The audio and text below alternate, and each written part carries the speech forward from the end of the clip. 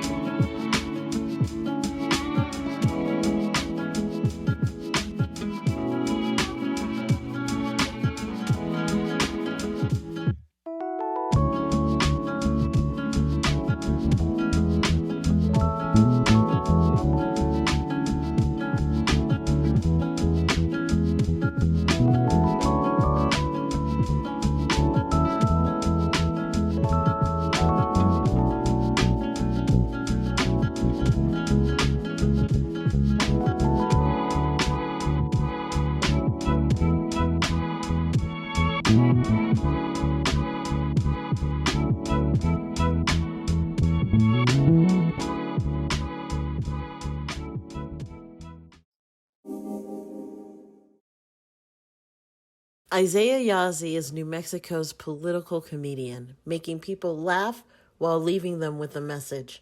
Tonight, we have him on the show to discuss his new show, Pick Up New Mexico, what drives his comedy and upcoming gigs. Isiah, thank you. Thank you for having me. Yeah, It's been thank great you for already. being- yes, great already. So, we're talking comedy here. Yes, So, we are. let's go ahead and start with why comedy? How did it begin? Well, growing up on the res, never knew I could do comedy, but I saw people doing it. And so when I graduated high school, I played soccer, and I got a soccer scholarship to go play in Chicago, and discovered improv in Chicago. And I think I never knew what that was, but making stuff up on the spot, right on the spot, trying to make a story out of it off of one word or a suggestion just blew my mind. And ever since then, I went to school at Second City, went out to LA, tried to do UCB out there, and then came back and started an improv duo called Res City Improv, which kind of takes improv to different reservations and as a performing art resource. So. My goodness.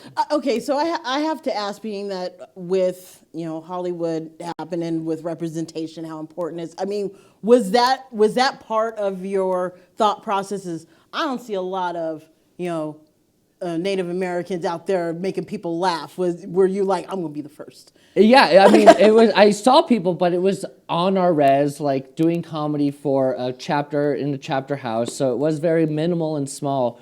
But yeah, and I started doing comedy in like 2014, 2015, so before there was Reservation Dogs and really a mainstream following of Native comics. So right now, after COVID, I did take a few years hiatus and running our family business now, but now I'm trying to get into a Pick Up New Mexico, which is a political satire show for New Mexico.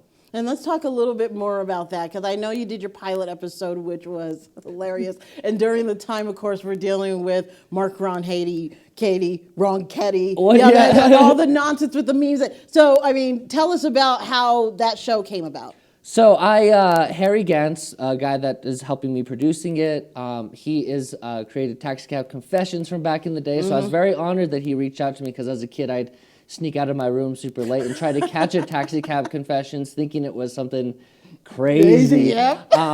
So he reached out to me on Facebook and was like, "Hey, I saw you doing an old show I used to do, Pick Up, or the New Mexican Inquisition." And so I kind of had some experience on joke writing and kind of hosting in different desk segments that we needed to create and stuff like that.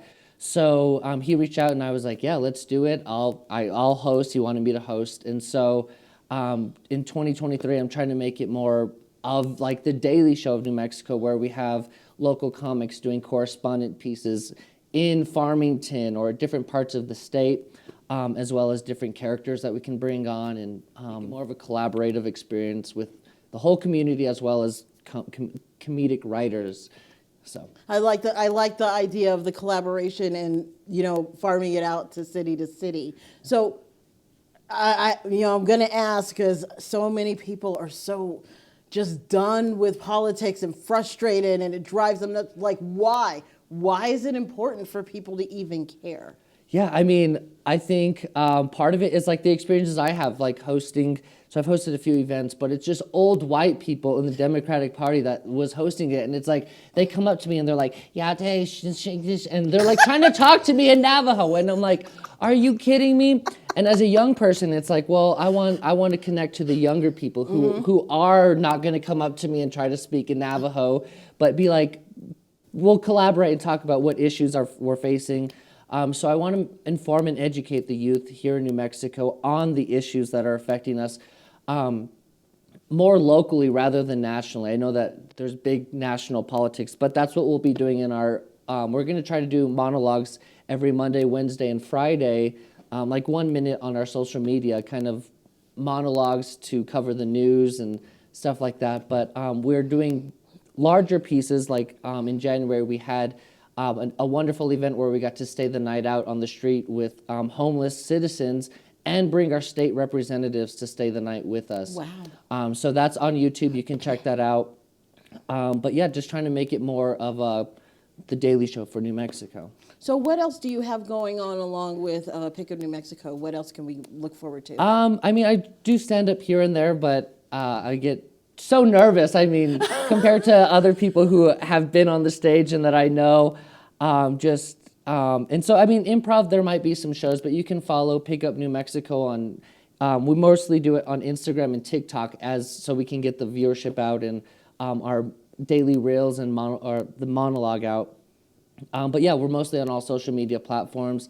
Our bigger pieces, like the homeless event, in February we did a film festival event breaking down the stereotypes of Native Americans in Hollywood. So all our events will be put up on YouTube. Hey, wonderful. So once again, they could Pick Up New Mexico, Instagram, TikTok, Facebook, YouTube. If politics pisses you off, we pick you up. Wonderful. I say thank you for coming in Thank you today so and much for telling having us me. more about the show, and we look forward to seeing more. Thank you so much. We'll be back.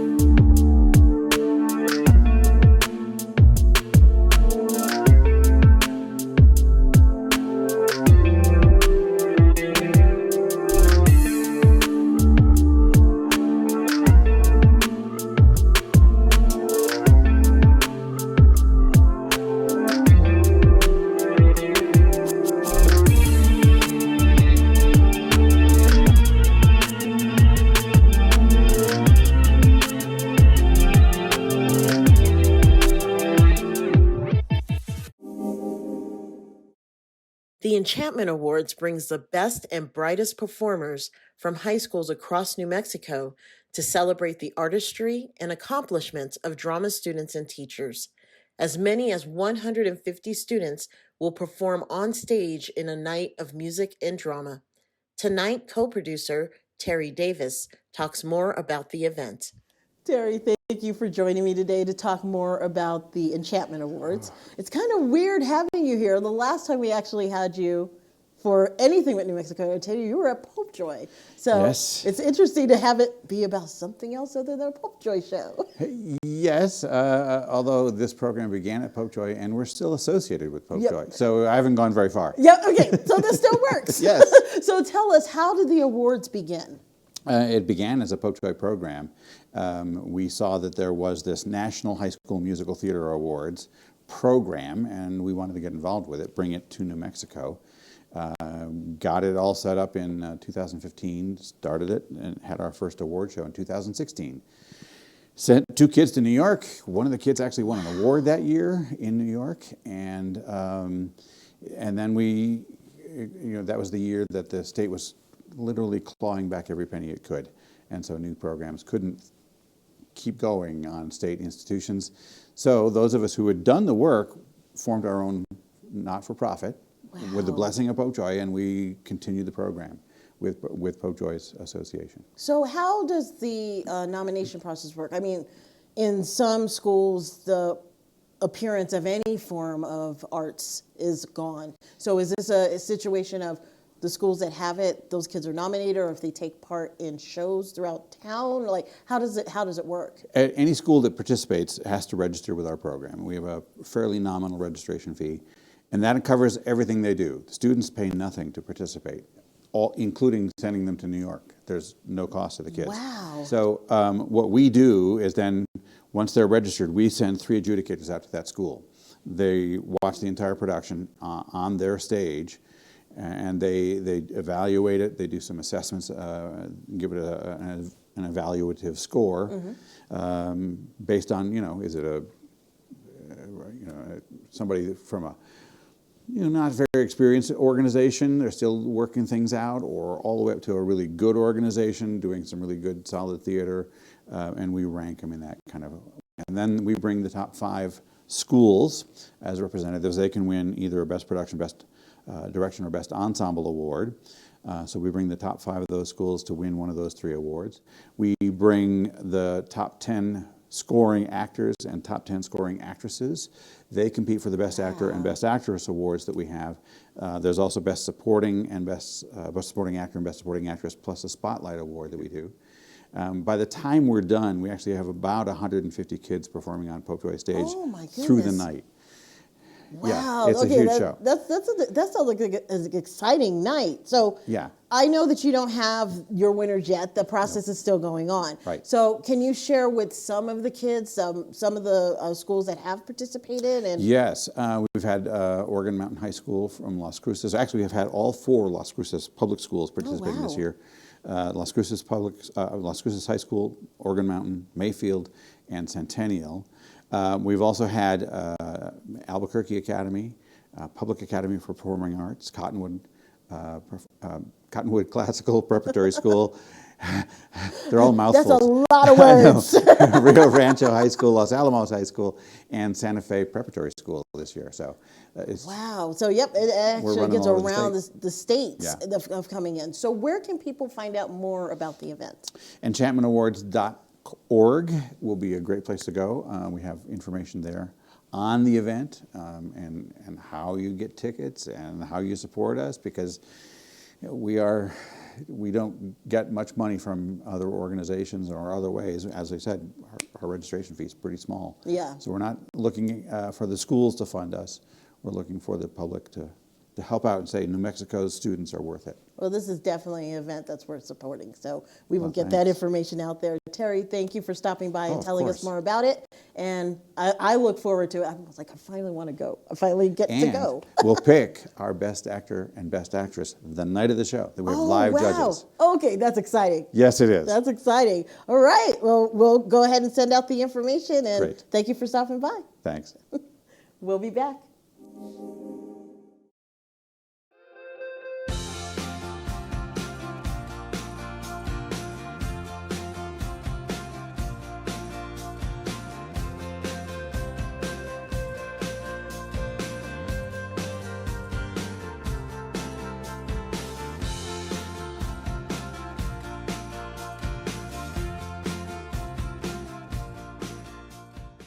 Well, I just want to first start by asking, it's 40 years in business. How does it feel to have your story and just this legacy on the big screen for everybody to see? Crazy. Yeah, I mean, this is something that came out of the blue for us. And then to get someone as talented and wonderful as Alexandria Bombeck choose to make a film about us, it's just an honor that is kind of overwhelming, really. And then to get to Sundance, which is just an incredible festival for so many reasons, when all we did was just do our thing all these years. So it's a great honor. It's a bit overwhelming. It's full of joy and gratitude for the whole team that put this together, because really we feel like all the cameras should be on them. They did all the work. This is just, Well, how did it come to fruition? If it was something that just came out of the blue, how did it all happen? We have a very old dear friend who's a filmmaker, Kathleen Horan, who writes and directs and produces. So she had over the years just kept in touch. I mean, we're just friends, right? And we never knew she was even thinking about that kind of thing. But she introduced us to Alexandria and said, Alexandria and Multitude Films, they want to make a documentary about y'all. And we trust Kathleen a lot. So we were like, yeah, we're totally interested in that, because before, when it's come up, it just hadn't felt right, Mm-hmm. And we saw Alexandria's film on her shoulders, and we were like, whoa, that's amazing. Why does she want to work with us? But and then we just started talking about what our goal would be, because we didn't want it to be like super self-focused. We wanted to have that idea about our community and the audience and all of us kind of growing together, and she got that, So that's why it worked. So you guys kind of cover a gambit of representation. You're powerful women.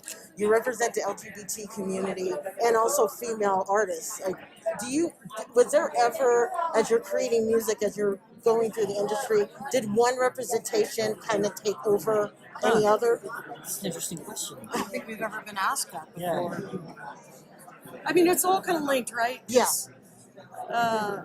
the homophobia that happens with being queer women at its root is sexism. So then you have being a woman, and then you have all the societal gender roles. And we came up against in terms of the business, which never really drove Amy and me artistically, but we were signed to a major label. But when we were in radio stations and you had these male DJs and they didn't know what to do with us, so there was kind of an intersection of the LGBTQ people that we were, the women that we were, and as far as the conflict that what we experience based on societal conflicts and issues. So, but then along the line, if we show up to be to be an ally or to do a benefit or whatever, then we sort of, feel that role particularly strongly in that particular context. So if it's to empower women in a certain context, then we feel the power of that reality and identification, and if it's something for the queer community and so on. Yeah. So that's an awesome question. Yeah, it really is. So, what would you like your legacy to be? I know this is on film, but overall, what would you like the legacy of the Indigo Girls to be? I guess just making people feel good about themselves and maybe make some things in the world better, leave a little bit of hope. And it's really about humanity for us, human worth. And just, that's been the most important thing all along. Any work that you do, whether it's for queer issues or anti-racism or indigenous land struggles, all of that is all about humanity and us and our value as humans, all equal, and also, for us, the animals and the ecosystem, that's, it too. So I think just trying to leave a mark that makes something better. It's one little day at a time, one little issue at a time, and we don't have this huge aspiration of we're going to change the whole paradigm. It's more like we're part of a whole movement of people that are trying to, and that's what we always wanted to be.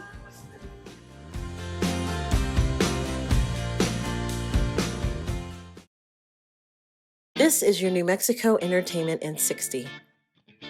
The Clovis Music Festival features recording artists Uncle Cracker, Eli Young Band, and Los Huracanes del Norte.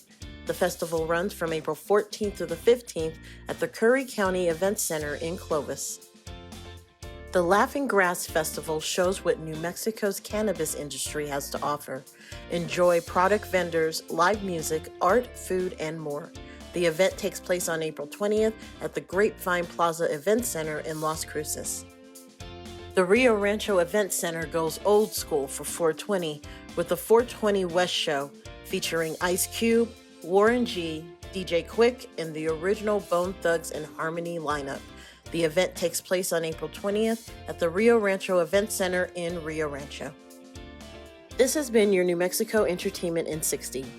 For more events and entertainment, visit nmentertains.com. Thanks for joining us this month for New Mexico Entertainment Television, where you continue to be in the know with all things events and entertainment in New Mexico. Join us next month as we cover topics from our May issue, which is our entertainment issue. Have a great night.